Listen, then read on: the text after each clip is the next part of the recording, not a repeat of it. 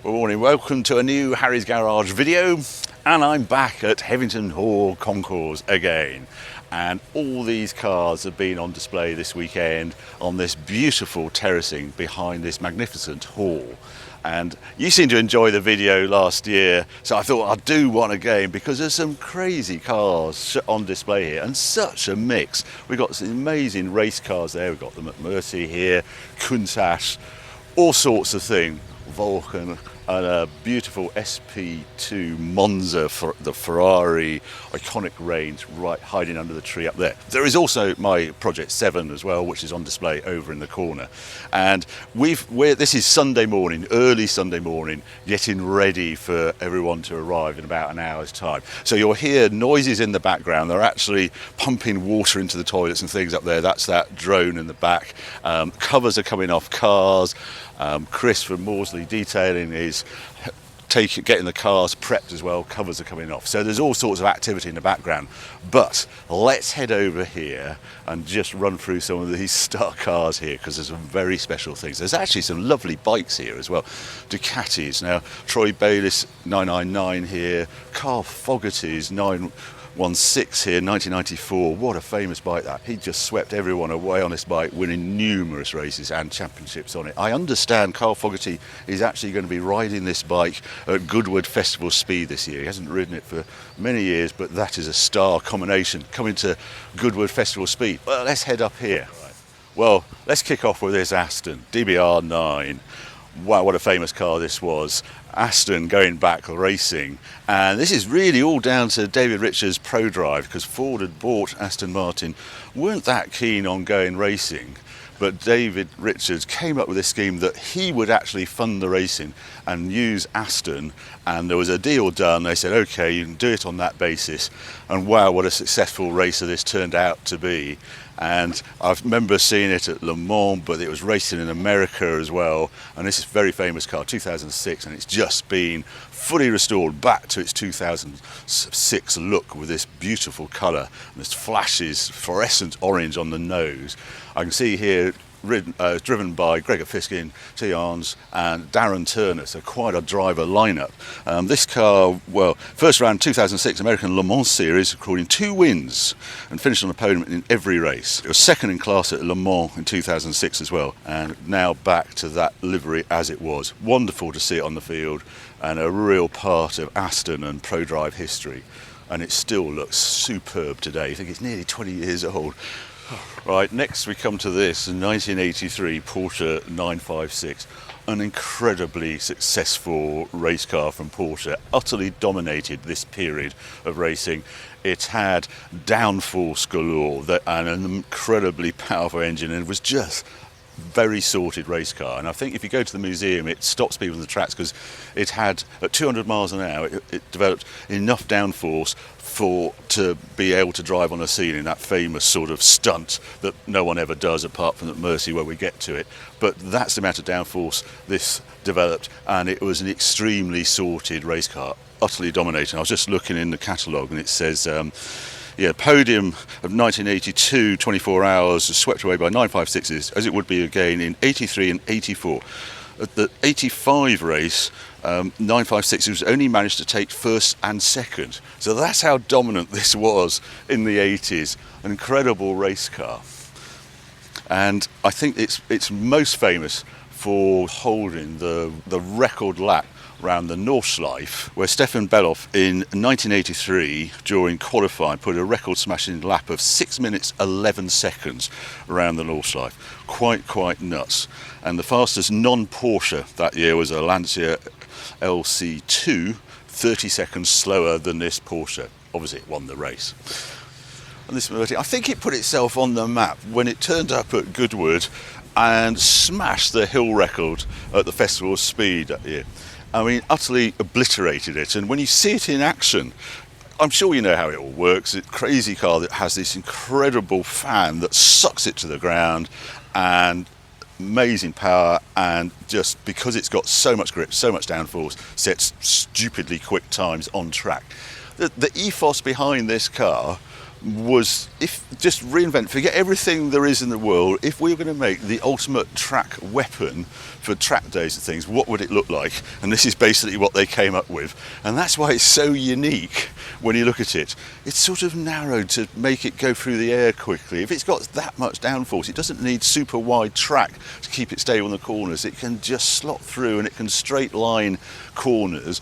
And talking to them, the one thing you cannot do is go anywhere near a curb, because if you don't want to lift it up, because then you lose the sort of suction, the vacuum underneath the car, so you've got to straight line it. Anyway, the results are just devastating. This is a sort of Mark II version after the Goodwood record car, and then the Mark III version, which is just about to go into production, is the customer car. And I know they sold one a day ago, and they've got a number of orders now, and it really is happening. Customer cars are going to be going out of this, being very popular in Scandinavia, I'm told, but wonderful to see it here. It's a tiny little thing. They are thinking about having some way of doing 2 seats in the future. You'll see further development from the Mcmurtry team, but wonderful to see it here. Now, a beautiful car here, the Aston Martin Vulcan. I can't get over, this is 2016, this is 9 years old, and it looks just as spectacular now as it did when the covers first came off this car. Pure track car, wild. How wild could they make an Aston Martin? Well, this was it. And they'd done the 177, that engine. How could they do a more extreme version, track only? And yeah, I think it's utterly stunning, this car. Just the spec of this car is very special. So 7-litre V12 from the GT3 car, and you have stepped horsepower engine maps on this car, so you can go from a 550 horsepower if you just want to get to know the tracks to a full-on 820 horsepower from a 7-litre normally aspirated engine. Can you imagine the noise and experience? Side exhausts on it as well, race wheel. Never see these sort of on track days, but that was it. That's how it was envisaged, and an enormous amount of downforce, as you can tell. Goodness know how you actually transport this car, because this is so low to the ground here. But a great big wing at the back, but just sculpture on wheels, and still as shocking today as when they took the covers off way back 2015. Now, I've not seen this car before. Lotus Type 56B, and there was Type 56, and this is Colin Chapman era of Lotus, 1971. I think it was about 68 this started.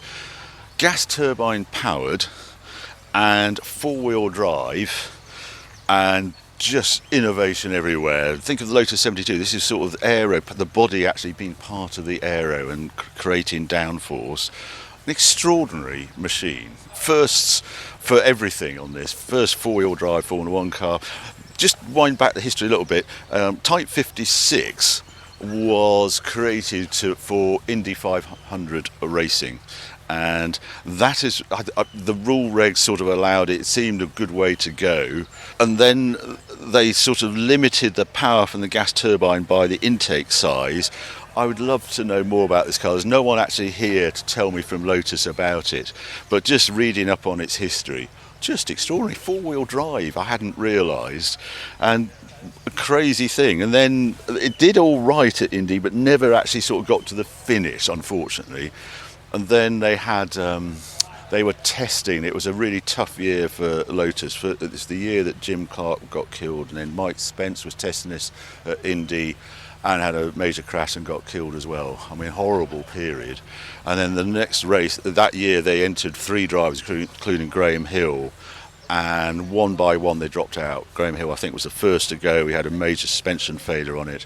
And then there was a drive to the fuel pump, went on the second car, and about 1 or 2 laps to the end, while they were leading, the same thing happened to the final third Lotus. Then Indy changed all the regs and it never raced again. So they thought, well, I wonder if we could do it in Formula 1, and that's the 56B. And this is the Formula 1 car. Emerson Fittipaldi drove it occasionally. They did a non-championship race, and then the final race it entered, I think it finished 8th. And basically, if it was wet, this thing just stormed away because it's got 4-wheel drive on a Formula 1 car. But if it was dry, it was touch and go whether it could lead, and it was sort of midfield. But amazing part of history. FIA banned various things, gas turbines and four-wheel drive and things. So just a place in history, and great to see it. And especially this sort of, just as it sort of finished sort of look, not prep, not over detailed, just real part of Lotus history. Now, really special here, the Tuthill GT1. And this car is being done by Tuthill, Porsche, Richard Tuthill, and he launched this car, the Quail, last year, almost 1 year ago.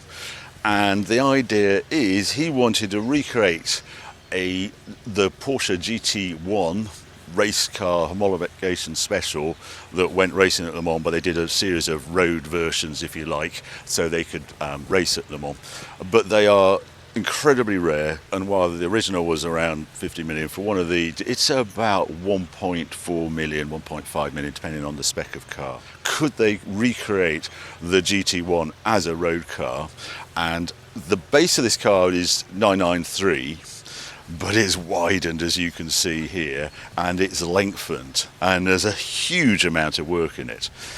They are going to do 22 examples of this car. I think it looks absolutely tremendous, and he's determined this will be a GT car. It will be a working GT car. It has to have the ride quality, and Richard, you see the number plate on it, there's trade plates for Tuthill. He's using this almost daily as part of the development up in Oxfordshire, and I think it's just wonderful to see. They're all sold, all 22 examples are sold. There is a choice of engines, a GT3 or the turbo engine. He's hoping everyone goes for the turbo version. It just suits the car, he says. People think they want the GT3 engine, but there's a lot of noise. You've got the intake there. He says it's a GT car, and the turbo version is his choice. I'm going to follow this car because I just love the fact it's not designed to do crazy track times. This is a GT Porsche, longer wheelbase, and to be used properly. And it's got a sort of tubular rear subframe behind it. I can't lift it all up, but this obviously all lifts up and things. But watch this space on the Tuthill GT1. 2023, the Aston Martin Valkyrie Coupe, Gregor Fiskin's car, which you can tell by a flash of tartan on it, which I think is such a nice touch. Several owners of Valkyries here over the weekend, been speaking to them, and I think the big shock is how good it is on road. Yes, it's crazy noisy inside, but just the ride quality and various things that they did not expect to be good on it are really good on it, and just drivability. It's a wonderful engine. Yeah, this car, Gregor's, he's done a few things. It's only like 600 miles, but I think what a statement from Aston Martin. And then we got a Ferrari 288 GTO here, 1984. Obviously, I did that test on it, and in white, because I understand this was from Chris Evans' white collection. That's why it's painted that colour. It didn't leave the factory white. I need to check that, but I'm 99% sure that's correct on that one. But still, a wonderful design. I'm very lucky to have driven that car, and what a car it is to live with. Now this Porsche, this was at the Rennsport meeting in America, GT3R. And they showed this car there, and again, it's an ultimate track special car for customers. Not a race. Well, it looks like a race car, but they've actually made it as friendly as they can get for gentlemen drivers who want to go on ultimate track days. That's what this car is made for. So it's de-restricted, and the handling balance and everything you do with it. Owner of this car was telling me that just the manual for the steering wheel and the controls on the steering wheel, I think, is 64 pages. I haven't seen one before out of America. They're about 1.5 million again for this car. Bare carbon everywhere. Will we see one on a track day? Well, who knows? But yeah, lovely to see it here at Heveningham Concours. Now this Lotus, as you see, powered by Lamborghini. This was just a moment in time. They had Judd power and weren't getting on at all well with it, and swapped to a Lamborghini power for a series. 1990, this car. And I think it's been made famous by the F1 film doing the rounds, because I think it stars in that, which is unbeknown to the owner of this car before the film came out. I will just show also, he managed to find some Camel cigarette packets as well, which he's sort of loosely just left in the car. We heard this last night. They started it up and it sounded as sweet as anything. They were a bit worried how the grass would survive. Oh, they put a bit of wood underneath. That's all right then. But they're not allowed to.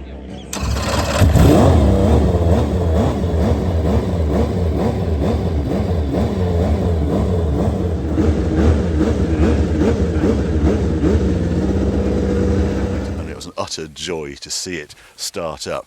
And you'll notice there is a Countach that matches the Lotus there, powered by Lamborghini, obviously. This one is a Countach QV like mine, a 5.2, and it's Simon Furlonger who has these cars for sale, and they were telling me for 3 million for the pair. If you want the pair of the coolest Lamborghini powered cars, here you go. An F1 car, Lotus, or a Countach, 1985, 86, I think this car. Only one right-hand drive in yellow. I can tell it's an early QV because it's got slots on the engine lid, but I will drop those in later.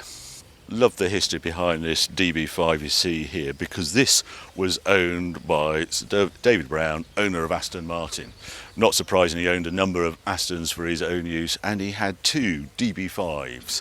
This is one of them, in his favourite colour, which is a Roman purple. So I'm a particular fan of this, and I'm very glad to know that David Brown also liked this colour purple. Lovely tan interior. This has just been fully restored by R.S. Williams, and it looks spectacular on the field here.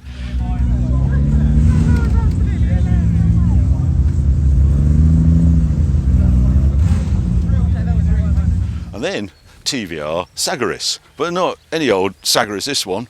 This was the 2006 motor show. Nikolai Semensky, the Russian 26-year-old who had bought TVR from Peter Wheeler, and we thought TVR had gone, but no, they put on a show in 2006 at the motor show, and this car had been improved. This was to show what he was going to do with Sagaris. It has a different sort of exhaust on its straight outlet. There was some strange side exit on the Sagaris when it was first shown. The other changes he made, he's got better seats in it, developed by Recaro. There's normal hinged pedals rather than floor hinged pedals, and apparently the bonnet would open, and if you wanted to check oil and things, it was very easy, and it had a stay. Before that, you had to sort of play around to get the bonnet off before you could check oil. Still a spectacular looking car, and they were claiming at the time it was 195 miles an hour car. I'm not sure if it was that quick, and TVR sadly fizzled out around that sort of period, and which is really quite sad when you look back at their portfolio. There were such exciting cars in their day.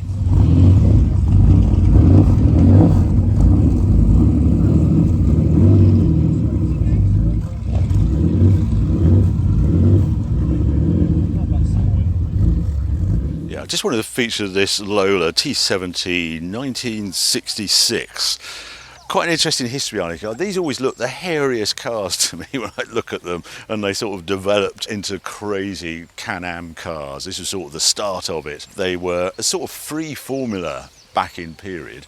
And the history behind this car is quite interesting because it's the same design. It was Lola had done the GT40 for Ford, but they had insisted on a steel monocoque on it. They said, man, it should be aluminium. And so straight after the GT40 for Ford, Lola developed this car with an aluminium chassis, and this car weighs, according to the owner, around 650 kilos, has no aero on it, little gurney flap at the back. This is before it got the big wing, and there's 550 horsepower or something from that wonderful Chevrolet engine. Look at it sat there, and it is an extremely quick car. This holds records at Goodwood and things.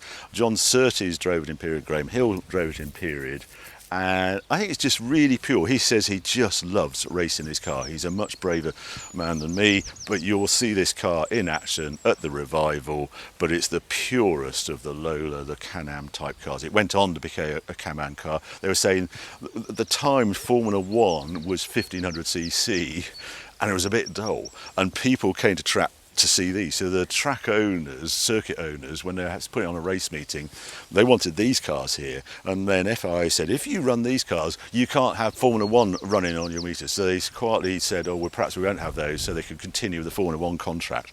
And that's why they ended up with Can-Am, because America took it on, and it became a really big series. But yeah, lovely history behind it.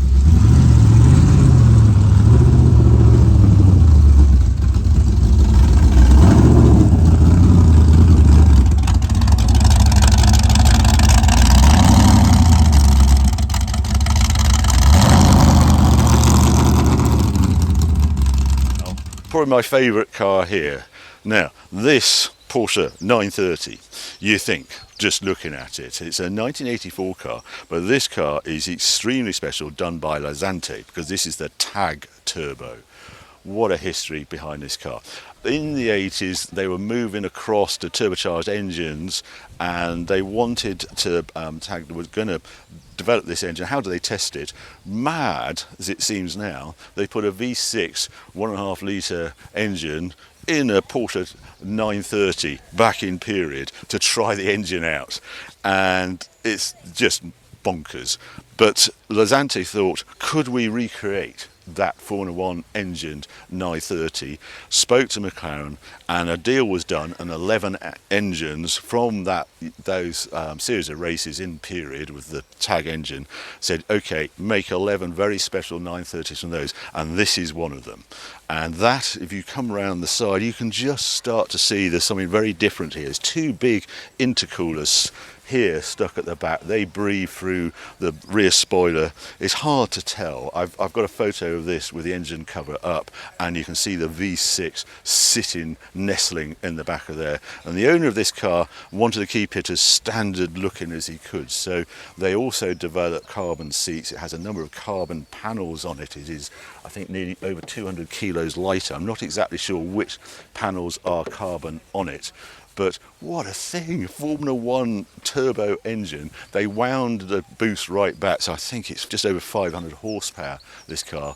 In qualifying trim, they are 1,000 horsepower, but for road, this use, they went with this. And I believe they also put the carbon brakes on it, hiding behind here.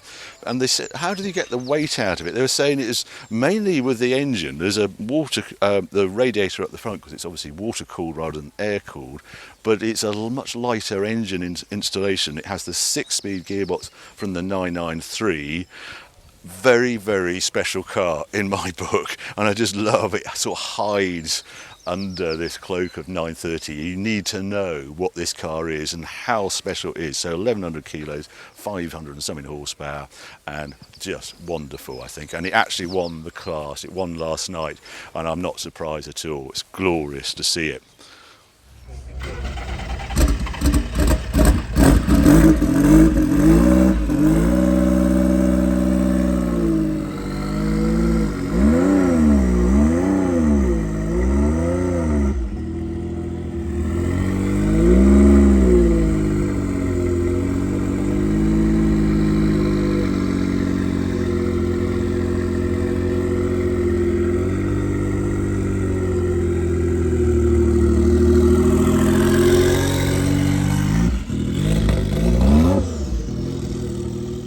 Great to see this Lotus Evira here. I still love the styling of this car, and this huge tunnel, this porous tunnel as they term it, going around the back. The aero is wonderful. I just wish it hadn't got the full electric engine, because it just makes it such a rare car. So we're not going to see this design very often.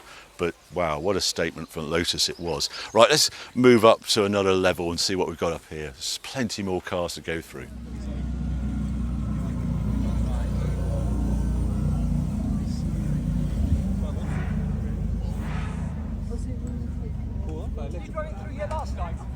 Just thought I'd feature this. You just have to get your head around how old these Rolls Royces are. This was out on the tour. I think it drove up here from London. Amazing. But it's a 1909 Rolls Royce Silver Ghost, and that makes it 116 years old. You can see how the tyres, I think they're quite heavy. It's left a few ruts here, I think. This will take a bit of extracting from the field, as you can see here. But just amazing. You think 116 years old and just utterly pristine, as you can see on it. But yeah, fully working example, and just extraordinary to see it. This actually won a class as well. This is 95 911 Carrera RS. So this is the 993 version of the RS. This has got the Club Sport spoiler on the rear. They lightened it again, 300 horsepower, but very collectible these days. And at one point, they were very affordable. Not so now. These special limited run Porsches with RS in the name, that's the one everybody wants. Let's have a look along here. We'll come back to this row at the end, but just want to show you this Mini, 2000 Mini, one of the very last in the series, and a 2025 Callum wooden picket Mini now. David Gandy commissioned it, done by Callum Design.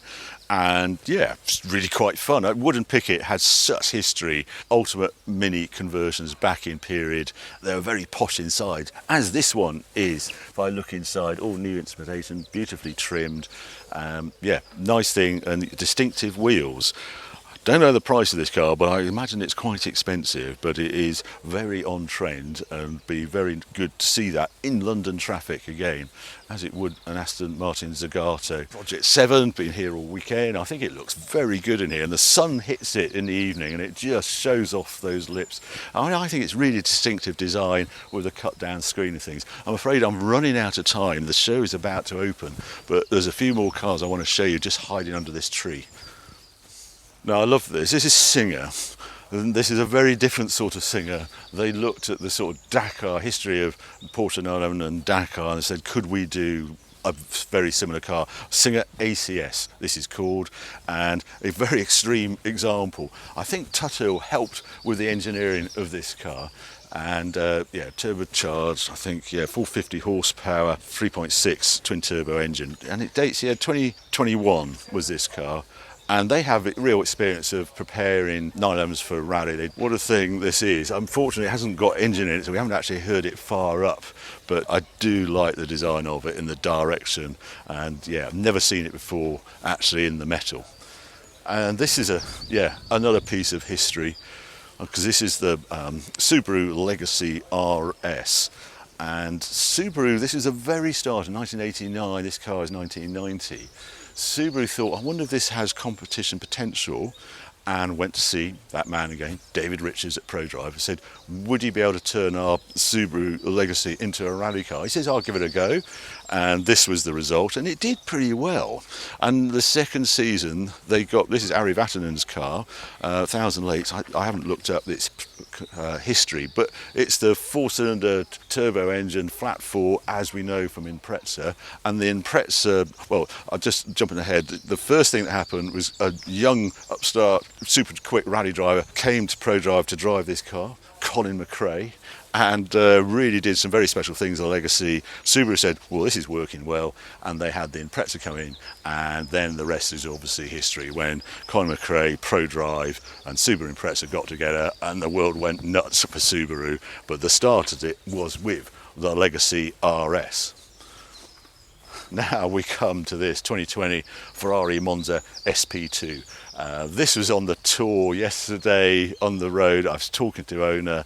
He just loves this car. He's mad, utterly mad. He fully admits he has other Ferraris. He's done about over 2,000 miles in this car, and just loves it. And just says, yeah, if you want to make friends, get one of these. Everywhere you stop, everybody wants to know about it and things. But I so admire Ferrari for making this iconic series of cars. So it's sort of a modern take on their classic designs. They're icons from the history books of Ferrari. Utterly mad. They have this strange wind deflector here. He says it's a bit useless. He drives it normally with helmets or goggles, and then this passenger just gets this as well. He says it's a bit hairy over 100 miles an hour. In fact, the whole car is a bit hairy. It's based on the Ferrari 812 Superfast, and just the most glorious V12 in it. But hats off to Ferrari for creating these cars. These will be the stars, I predict, in 30 years' time, to see these on the field, in a field of electric cars, and to hear that V12 sing. Wow, what a car it is. Right, one more car I want to feature, and that's right down there, and that's a Sunbeam 350 world record car. Probably the star here, I think, is this Sunbeam 350 horsepower 1920, made famous by Malcolm Campbell, who took it to land speed records during period. And yeah, 18.3 litre V12 aero engine powering this Sunbeam, and just they were so brave in those days. He put this extended bodywork on it in blue. This was, he had one car before this called Bluebird. He then christened this one obviously Bluebird, and this is the one that set the record, which we'll get to at the moment. Just some things to contemplate about this record-breaking car. Very quick, obviously, with this 18.3 litre engine. Have a look at where the brakes. You'll notice on the front, no brakes at all. And you'll notice on the rear, oh look, that's good, it's got brakes, but it's only actually a handbrake. So this is a hand-operated handbrake. The only braking on the pedal is actually a transmission brake, and if you look underneath, you'll see that big sort of flywheel thing. Well, that is the brake to try and stop this car. Utterly mad. And what they knew, the new aero, they wanted to shrink it and make it go through the air as well as they could. So that's the long tail behind the driver, as you see there. And if you come round to the front, you'll see how slim they made this car to go through the air. And as an absolute treat, they started this up while we're all having dinner. It was dusk had fallen. They started this car up, and you could see the blue flame flashing out on this wonderful car. And a really tight intake. And I was talking to them. They ran it up. They didn't over rev it, and then they had to stop it because it is very marginal on cooling. Because when they did the record attempts, Pendine stands, they would come up to the line, ready to the line, turn the engine off, and start it up and do the run there and then. That's because they were trying to keep it as slim as possible. The last thing they wanted was actually having an enormous radiator so you could sit there ticking over forever and heat. It was as marginal as you could get. And he first did a run in September 1924, and he went across the sand at 146.16 miles an hour. And then he thought, I might get challenged on that. I want to be the first man to get to 150 miles an hour. So he went back, and this was in July 1925, exactly 100 years ago, and did 150.76 miles an hour. So this was the first car to crack 150 miles an hour. And I think it's just fantastic to see it here and in full running form. They're going back to do a photograph at Pennine, and you'll see this car running as the year goes on. It's been fully restored, all the engine been rebuilt. It threw a rod, that's why it hasn't been working for a number of years. It's been fully repaired, and the engine is absolutely on song, having listened to it last night.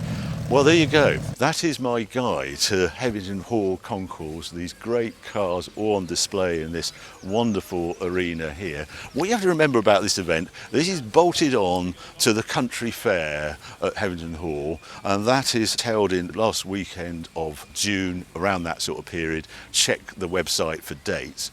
And you come into the country fair first, and then if you want to see the Concours cars, you pay an extra £15 and you can see these cars. But there is other things to see around the country fair. There was JCB sort of demonstration team are out there, but there's also some lovely exhibits, some cars out there. There's a lightweight Eagle E-Type that is just wonderful.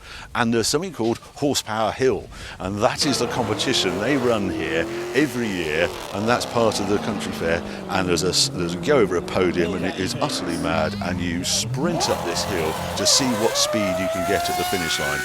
And it was won yesterday by James in a Ferrari 296 GTB, and he crossed the line at 117 miles an hour.